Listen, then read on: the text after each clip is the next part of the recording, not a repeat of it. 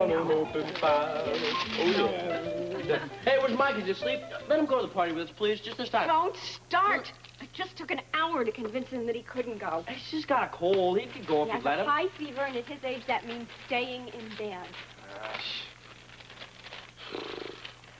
Well, then I'm going to stay with him, all right? I'm just going to stay with him, and I'm going to make a stupid drummer boy anyway. It was a really good try. But I am staying with him for now, and then they're going to send a nurse's aide over from the hospital to relieve me. And then by tonight, we'll all be home so that Alice can go spend Christmas in Nevada with Jeff. And just incidentally... What? You are going to make an adorable Christmas drummer boy. Come on. I mean, what happens when I march the kids around there? Aren't they going to wonder why I'm so big? We'll tell them that you ate all your veggies and you grew. Where's your drum? It's in the car. Oh, okay. Well, then I guess there's only one thing left to say. What's that? La-la-la-la-la. La-la-la-la. Let's sing. Deck the house with boughs of holly. I'm not doing this. La-la-la-la-la. Do you realize you just dragged me away from my office Christmas party? I don't believe His Honor is moving fast enough on the letter from Holly's father, Jim. So you asked for this meeting in chambers. Don't you know it's Christmas Eve? Yes, I do. I didn't realize that our district attorney was sentimental about holidays. Or anything else, for that matter. All right, Baldwin, you got your little dig in now. Now, let's get on with this. Couldn't have put it better myself. Who called for this meeting? Was this your idea, Richardson? No, sir, not mine, Your Honor. But I know this has been a great inconvenience to you. Inconvenience? I've still got shopping to do. Was this your idea, Baldwin? Yes, sir, it was. Well, it better be material and immediate. I believe that it is, sir. All right, let's get on with it then. What is this all about?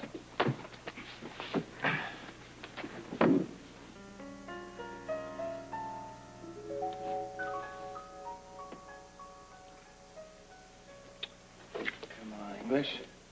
Come on, it's gonna be all right. Isn't that silly? Just when you think you have everything under control, your body betrays you. Just starts shaking. Come on, it's all finished now. Why hasn't Lee called? Well, darling, probably because he has nothing to tell us. I'm sure as soon as he has any news at all, he'll call. Come on, don't worry. Relax. It's Christmas. It's Christmas. It's gonna be great. I don't see how it can be. Not until I know what Father wrote in that letter. That for timing. Started to snow. Oh, yeah? Right. Yeah. This is definitely looking up. She won't let Mike go to the hospital party. Lesley, tell you what, we'll make that up to him tomorrow, but I want to stay here with Mikey tonight. No, I really do. He's just got a cold, that's fine, but I don't want him here alone. He's not going to be. Why? It's already been decided. I'm going to be staying.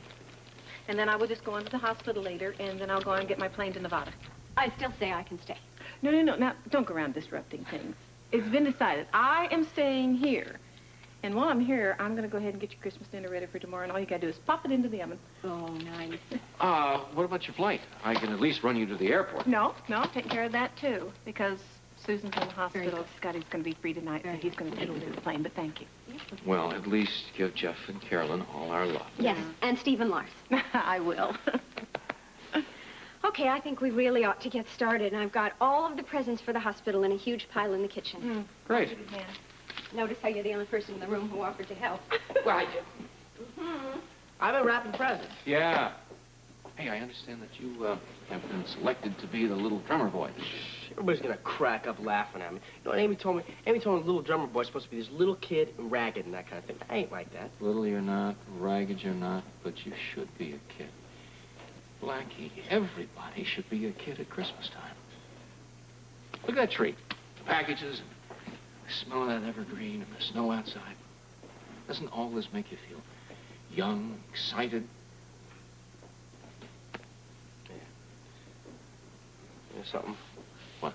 Notice the present down there for me. Oh, yeah? See that? What? Right here.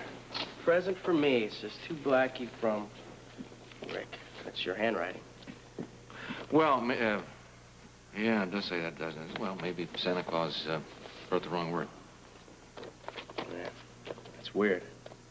What, getting the present? No, everything. I ain't used to this kind of Christmas stuff. I mean, Christmas never meant nothing to me before. It's kind of hard for me to handle all this stuff with the tree and everything. I'll give you a little hint. You just kind of roll with the punches and you'll do just fine. I always heard about people caring so much about Christmas and being together with their families. I never understood what it was. Do you know? Thanks to you, I do now. You know something? It's everything else cracked up to be and even more. Blackie, it can be better every year.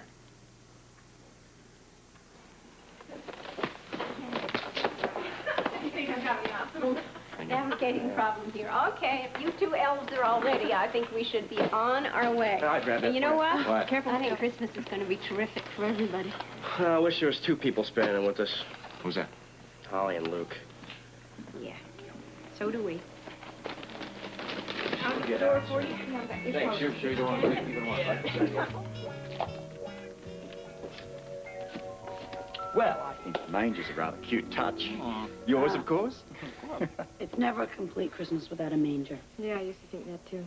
What do you mean used to? You mean you don't now? I'm sorry. It's just kind of hard to get into the spirit. It's cool, darling. We understand. But I can try. Hit it.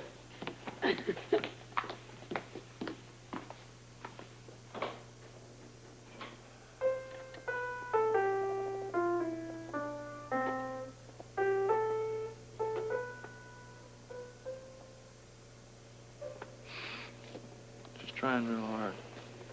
Yeah, I know. You've heard no word from Lee? No, Robert, I think by now, if the judge gets a letter, he won't open it until after New Year's. What about tonight? Are you still going to have the Christmas party here? Bah humbug. I think it's pointless. Damn it, I wish I could give her some kind of information, whether it's good or bad. It's this not knowing that's the worst.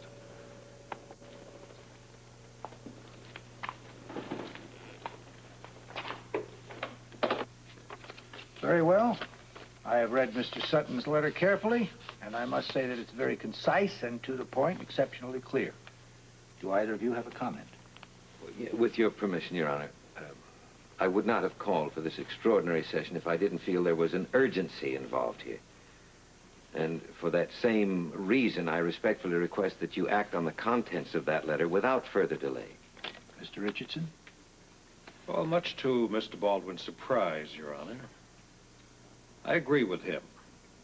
As Your Honor is aware, my office has been building a very strong case against Miss Sutton for many weeks now. That's in the record, Mr. Richardson. Yes, and because my case is so strong, I would also urge that you act on the letter without delay. I would also urge, Your Honor, that you continue the case against the defendant and that you issue a judicial order forbidding the defendant to leave the city. Obviously, then, you don't think that this letter of Charles Sutton has any meaning in the case? None whatsoever, Your Honor. It's not even in evidence. It could hardly be in evidence, since trial has not begun. I'm sorry, Your Honor. I have, however, taken judicial cognizance of the letter and the contents of thereof. Mr. Baldwin, do you have anything to say? Yes, sir, I believe that that letter is highly significant and probably very persuasive. Now that you're aware of its contents, I can only repeat my request that you act on it without further delay. Very well, gentlemen. Now, give me a moment while I decide what to do. Oh, this is perfect. It's going to be a white Christmas. Yeah, the radio said maybe a foot of snow. Oh, great. Oh, any messages? No, not a thing. I think all the patients decided to get better for Christmas. Oh, well, I am sure all the children have improved immensely. Oh, yes, they're all going crazy waiting for the party to start. What on earth is Alan doing? It looks like he's wrestling with something. Excuse me. Well, how thoughtful of you. A box of chocolates for me. No, not really. You like Belgian chocolates, don't you? Yes, I do very much. And I see that these aren't. Well, perhaps they'd be a perfect gift for someone, say, in CICU. Monica, Really, Ellen, the spirit of Christmas is one thing, but you're ridiculous. please, wait one minute. What would you like me to do? Help you compose a note for it? No, hang on. Well, I was going to give you this tomorrow, but I think that now would be a more appropriate time. Here, This is for me? Merry Christmas. Al. Oh, my.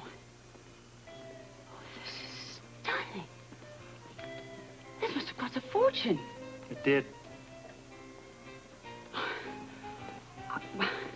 I'm speechless. Then it was worth it.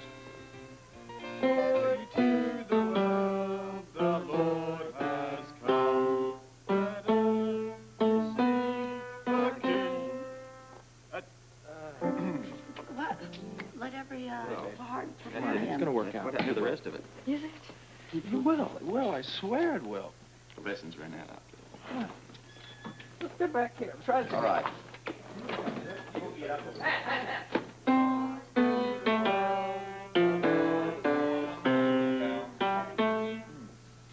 Hey, don't stop for me. I'm not exactly the joy of Christmas today. Come on, Tiff. No one's that full of ho-ho-ho, not these days. Anyway, what's got you down, or do I need to guess? Oh, I'm sure you've already guessed. No. Give this man a cigar. Come on, you'll pick yourself up. You have in the past. Yeah, well, the trouble is, Robert, I don't want to. Oh, darling, look at you. I mean, well, it's a bit gaudy, but you are the living, breathing spirit of Christmas. You mean this cape? Well, I thought I could at least pretend to be having fun. Ah, yes, but you see, you're not pretending. You never have pretended. You've never needed to pretend. That's one thing I know about you. You're always in control of yourself. I don't feel like it. You can't help yourself. It's like breathing. It comes naturally. And in the nicest possible way, darling. You like yourself. I've always admired that in you. Well, I tell you, I don't like myself very much right now. Oh, Robert, I blew it. And you know what's worse is I know exactly how I did it. I waited too long. I just waited too long. Wait a minute. You've got me. Back up a little. I expected Noah to come running to make up with me. So I just sit back and let him sweat it out. Well, he didn't come running. He didn't come at all. I waited too long, and now I've lost him. Wait a minute. Wait. This is an old saying. Not a particularly good saying, but an old one. It goes something like, the opera's not finished till the fat chick sings the final chorus. I told you it didn't make much sense. Right. It's not hopeless. Now, where does he live? It's, Long Island, isn't it? Yeah, he's there with his family. All right. You ring up right now and start to put the pieces back together. No, I thought about doing that, Robert, but I just don't think it's a very good idea to call him there. I'm just going to wait and wait. I can wait. What can I do? Wait for what? I don't know. Love to run its course. You've never done that in the past, so why start now? Well, what do you expect me to do? Well, you must have had plans. I mean, especially now that the star's gone down the chute. Huh? I had plans, Robert. But they all included Noah. So you make new ones. This time, just for yourself. Like what? Gonna make me say it, aren't you? You're a damn good actress, Tiffany. Or has that point eluded you of late? I was once. You still are. Look, acting's like brain surgery. Once you've done it, you never forget it. I wonder if that's true. Of course it's true. Now, we've got to start to get your life back together again. First thing you do is contact that agent. What's his face? Mickey, right. You're going to call up Mickey and say, Mick, I am raring to go. Where's the deal? You know, I may just do that. Forget the may. Do it. Oh, Robert, you're always so good for me. Okay, I'll do it. I promise I will do it. That's my darling. It's the girl I know and love. I'll get it. That's the phone. Santa's workshop. Luke, it's Lee Baldwin. Oh, good. Lee, I'm glad you called. What's happening? Well, I think you and Holly better get down here to the courthouse right away. Has the judge read the letter? Yes, he has, and he's getting ready to announce his decision. We're on our way. Come on, baby.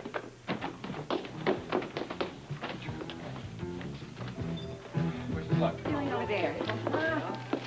Well, here are the other presents for the kids. Where do you want them? Let's see, under the tree. Oh, okay. Boy, the donations are really coming in. Will you look at this pile? Yes, they're really growing. Well, everybody's at their best at Christmas. Oh, they try, even though they don't feel like it, I guess. Oh, now to do these. Oh, aren't those lovely, Gail? Here, let me help you. Oh, thanks, Let me get thanks. these. Oh, golly. You know, I just had a sneaking suspicion that you were talking about yourself then. Something wrong? Oh, I guess I'm just feeling a little down. Jeff's in Nevada and Tommy's off skiing and the house seems pretty empty. Well, at least you have Steve. You know, the people I feel sorry for are those who have nobody at this time of year. Yeah, I do, too. So I guess I really shouldn't complain, should I? Now, I better go on and, oh, thanks. Some more candy. Can you handle those? Great, if the All right. interns haven't gotten to the candy and eaten it all. These cookies are so gorgeous. Right here, they are beautiful. Gail, the word is that Lee asked to see the judge. Is there any news? Oh, no, not yet, Dan, but he did ask for a special session in the judge's chambers, yeah. Today? Uh-huh, yeah, well, he's going to try and persuade the judge to read that letter from Holly's father now. Oh, and act on it. Oh, exactly. You know, he doesn't want to put Holly through the torture of having to wait for a decision till after Christmas. Well, I couldn't agree with Lee more. Well, who knows what the judge will decide, even if he does read the letter. Well, I do hope Holly gets home for her father's funeral. Oh, I hope so, too, Ruby. But you're just the right people to ask. Does anybody know if Santa Claus is going to show up at the party this year? Dan, is he? Well, I hope so. There was a rumor that he was kind of out of commission there for a while, but the latest bulletin from the North Pole is that he's back to being his old self again. Kind of looks like his old self, too. Ruby, you just got yourself a cookie committee. Hi,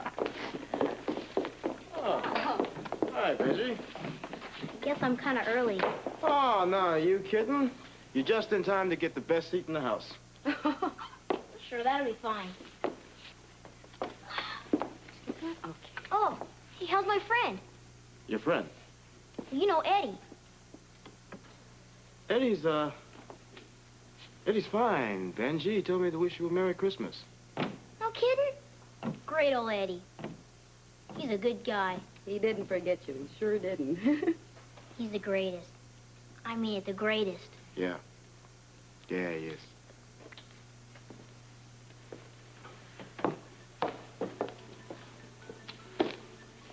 You were right, you know. I was? About what? He is fine. What are you talking about? Well, if Eddie was here right now, you know what he'd say? What? He would say that this is the best year of his life and the best Christmas of his life. You know why? Why? Because he found you. I love you.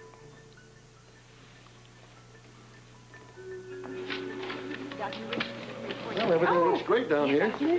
There's a call for you, Dr. Hardy. You want to take it here? Oh, yeah, thank you, thank you. Hello. Hi. Where's my tea? Oh, he didn't feel well. A bit of a cold, bit of a temperature. We made him stay in bed. Which was like World War III to bring that about. Where do you want me to put this, Amy? In the boardroom. I'll help you. Did you get the present? Yeah, I took care of it this morning.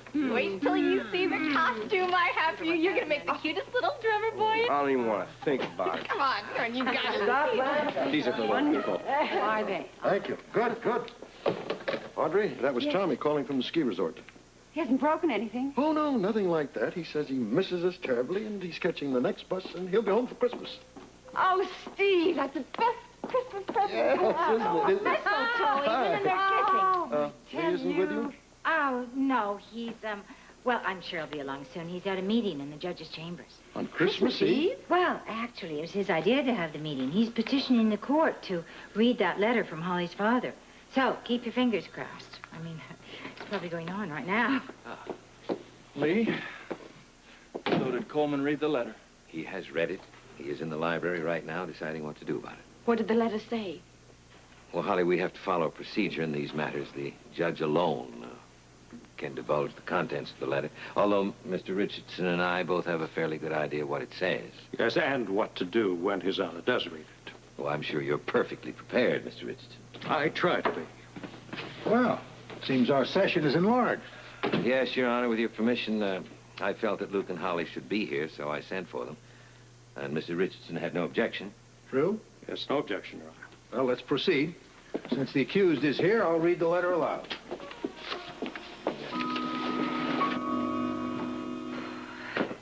Luke and Holly should be there by now. Easily, I bet they ran all the way. Does that mean that when they get there that they're going to read the letter? Well, I think so, but more important, Lee will probably ask the judge to rule on it. We know what that means. Everything. I think both counsels should be aware of the fact that this letter was written by Charles Sutton while on his hospital bed. It is signed by 2 witnesses, and it also has the proper form of dating. So noted, Your Honor. I, Charles Sutton, being aware of my death, it being imminent, do hereby declare that my daughter Holly had no knowledge of any violence perpetrated by any member of my family or anyone else. To the contrary, she was very much against violence of any kind. I state without reservation that she is innocent of any crime of violence. She neither committed a murder or assault, had any knowledge of a murder or assault, and was in no way an accessory to a murder or assault. The letter is then duly signed by Charles Sutton. Your Honor. Yes, proceed. I Mr. Richardson. respectfully suggest that this letter has no legal weight on the matter before this court. That's the act of a dying man trying to protect his daughter. I assume you are invoking the hearsay rule, Mr. Richardson. There's ample precedent for that, Your Honor. Mr. Baldwin, would you care to comment? Yeah, I certainly would, Your Honor. In both British and American jurisprudence, the doctrine of res ipse loquitur applies. Now, the thing, in this case, a deathbed confession, speaks for itself. May I continue? You may. Further, it is well established that the author of that letter, Charles Sutton, being deceased, is not available, and that alone is a reason that the hearsay rule does not apply. May I continue? You certainly may. Further, and equally important, this letter is against the author's own best wishes, and that in itself renders it valid, worthy of full weight and consideration. And finally, Your Honor, as you know, a deathbed confession not only obviates the hearsay rule, but it merits credence for the established fact that a man who is well aware of his own imminent death tells the truth. Thank you, Mr. Baldwin. Do you have anything to add, Mr. Richardson? I rest on the hearsay argument, Your Honor. Yes. You have something to say? Your Honor, no matter what you decide about the letter, I would like to request that you permit Holly to go to Canada to be at her father's funeral. Your request is noted. Thank you. If it please the court, I move a dismissal of all charges against my client, Holly Sutton. That is succinct, Mr. Baldwin. Well, I meant for it to be, Your Honor. I mean, the letter speaks for itself. It argues for no other course of action. Very well, then. As the time is getting late, and I believe that I have both issues well in mind, I think that at this time I would pass on my ruling to you. Miss Sutton, would you please rise? First, the court commends Mr. Baldwin for his knowledge of the law and the precedent in the matter of his deathbed communications. A dying man does not incriminate himself with the intention of deceiving. And since Mr. Sutton's letter indicates without any question that he was aware of his imminent death, I believe that taking that and the applicable law into account, I must go with Mr. Baldwin's opinion in this case.